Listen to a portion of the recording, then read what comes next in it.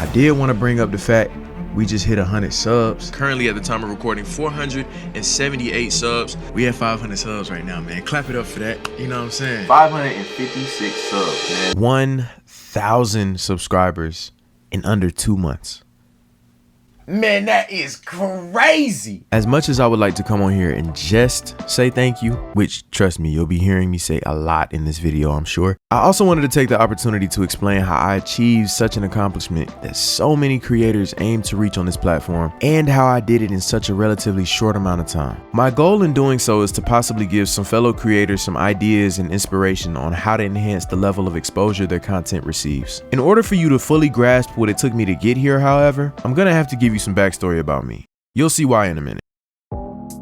So for those of you who don't know, my name is Grayt. I'm 22 and I'm from Earth, like most of you watching. Growing up, I always had a love for creativity and would often find myself going out of my way to learn new ways to create anything. I mean, at this point, I do music, videography, photography, graphic design, marketing, website development, started my own clothing business in high school, spent time buying broken retro gaming consoles to fix, customize, and flip. The list goes on. And as I'm sure you can tell, some of these things have absolutely no correlation to one another. I mean, what does creating music have to do with knowing how to fix and customize a GameCube?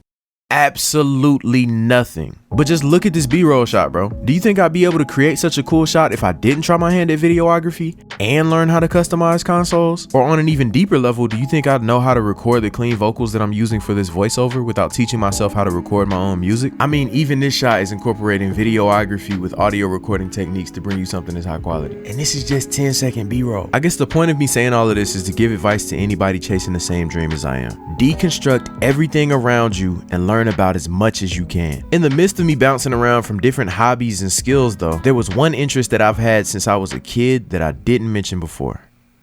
Gaming. Bro, bring your boss out. Bring your boss out. We in here fighting in the rain like a R&B music video. Like, bring her out. When I was little, my parents came home one day and my dad plugged in some wires to a wall, some other wires into our old TV. You know, the ones that look like they had just had a BBL. Double cheeked up on a Thursday afternoon, hella ass, the sun is still out, my nigga. And handed me a controller to a device that would unironically change my life forever. The Nintendo 64. Now in hindsight, it may have been my parents' plot to get their hyperactive child to sit down and have a quiet house for at least 30 minutes before I bothered them again. I don't know. Regardless of their motives though, I loved my N64. I played that thing for hours, and those hours rolled over into days. Those days turned into months.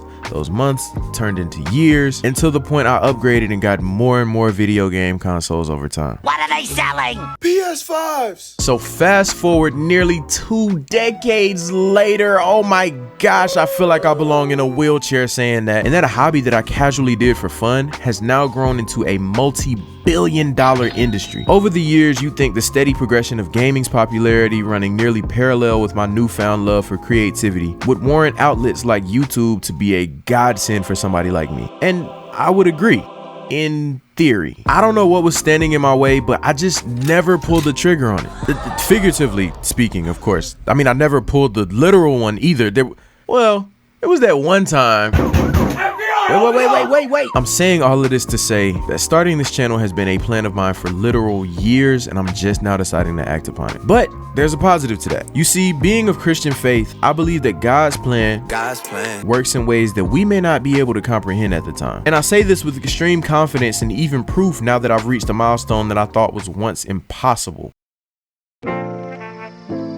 A few seconds ago, I told you about the list of things I've tried my hand at and how I'm able to combine these skills in an effort to strive towards innovation. When starting a YouTube channel, most would think that the only skill from this list you'd need to get started would be videography knowledge. And technically, you would be correct.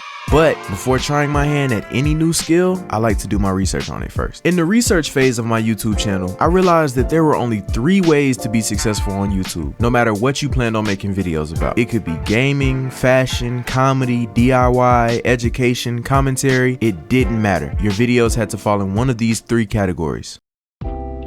They had to be the best video on the entire platform revolving around a certain topic or niche. Your videos had to be the first to cover a specific topic or idea, or your video needed to be creatively different enough to warrant somebody watching and subscribing to your channel in the midst of the millions of other creators on the platform. With the natural progression of the internet, the first two approaches seemed like an inevitable road leading to content fatigue and burnout. The only ways to constantly ensure that you have the latest scoop in your niche are to constantly be scouring the internet, hoping that there's some news that you can turn into content quickly. And even in doing that, it's statistically impossible for you to have the top ranked video in every topic you decide to make a video on. Coming to this realization, I was left with one other option: be different. Taking another look back at the list of skills I acquired over the years, I realized there were a few that I could utilize from this list in an effort to double down on that third option that would lead to YouTube success. My initial strategy was, and kinda still is, to focus primarily on one of these skills when creating content and focus on two other skills to help promote my channel as a whole on social media. The first skill on paper sounds like it should be pretty simple: videography.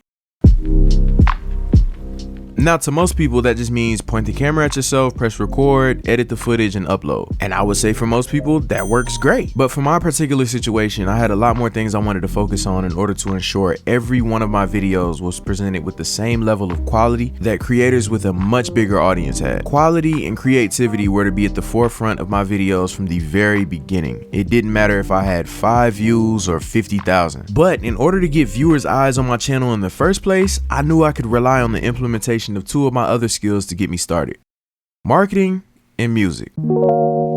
Since the beginning of the modern day bubonic plague, it goes without saying that the way we handle basically all aspects of our day-to-day life has changed drastically. That was especially true in March 2020 when the unemployment rate reached an all-time high, forcing many people, myself included, to start looking for ways to make money from home. Personally, I saw this as an opportunity to learn as much about social media marketing as I could. I noticed that due to the unforeseen circumstances, most things were migrating to being online now. I figured if I was able to acquire the knowledge to advertise to a demographic that was now larger than ever before, you know, due to us all being stuck at home, the beneficial repercussions of this would be enormous.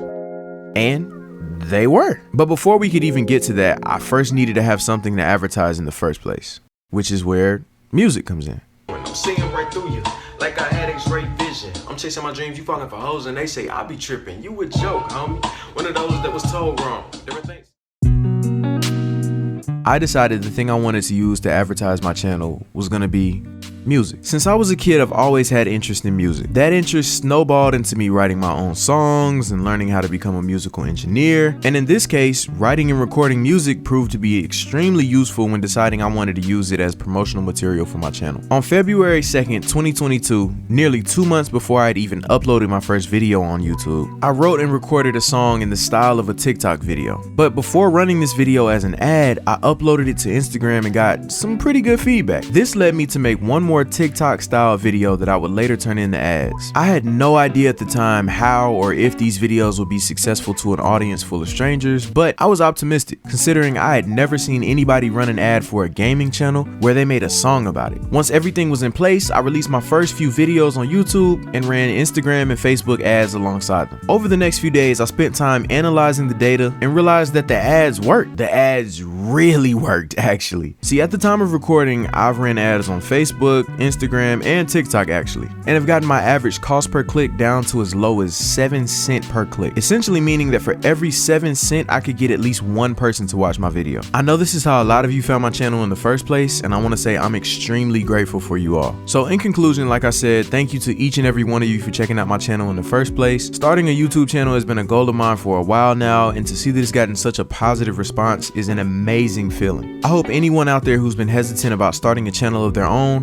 or literally any other business, realizes that taking the first step is always the most difficult, and that you don't always have to have step 2 and 3 planned out in order to take step 1. My advice is to create a goal, do some research, and quickly get started. The key word is quickly, since most people, myself included, easily find themselves in a state of analysis paralysis where you get so overwhelmed with information you freeze up and do nothing at all. I want to say you got this. If I can do it, you can do it. Thank you for watching the videos, and I will see you in the next one. Bye.